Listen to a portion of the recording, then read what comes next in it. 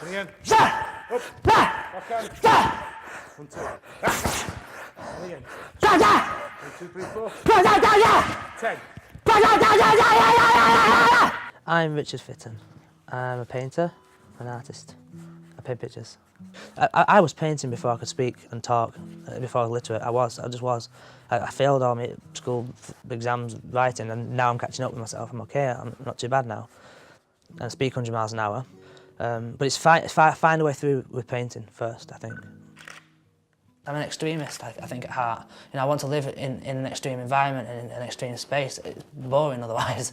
So I guess the boxing as well, it's about that moment and that space and also breaking new ground. It's so important to break new ground.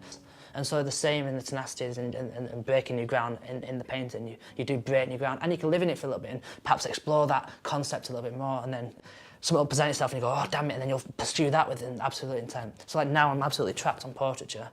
And I've got to deal with the concepts of flesh and consciousness and health and mindset and anything and everything I'm trying to say about that sitter or that person. But I only have paint and myself to try and describe this. When I have somebody in front of me, I have an idea of the composition, or as I see somebody, I think, oh, that'd be quite good, or, but there'll be something that'll have to excite me before I begin. But I'm letting other things happen. I'm letting paint take over. Paint is taking over, saying, no, that's it, I'm paint, okay, all right, then I'll let that happen. And so I have to have a degree of acceptance. And I'm a very painterly painter, I'm a painter's painter. And it's very physical, and the materiality of paint does appeal to me, the materiality of paint, you know, it's a very real, very emotional thing for me with that. Everything, absolutely everything influences the work. I'm always thinking about painting.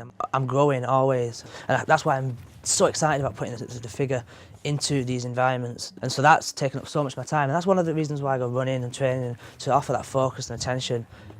The very first time it was odd because I'd not been painted before, so it was, I won't say unsettling, but it was strange having someone paying that much attention to you, just focusing everything on you. I can have the sitter kind of move around sometimes and paint them as they're moving because I'm analysing and I talk to them. And so then as it comes to the meaningful whole and trying to just pin it down at the end, I might say, okay, just stay still there for a bit, just so I can suggest those, try and record the fact a little bit more. Absolutely everything feeds into that moment of being here.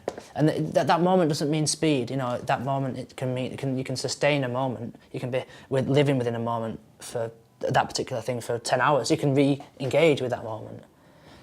Well, I hope you can. He brings stuff out of you that you feel within yourself. It's beyond how you look. Richard draws that out. It's breathtaking almost that he can do that.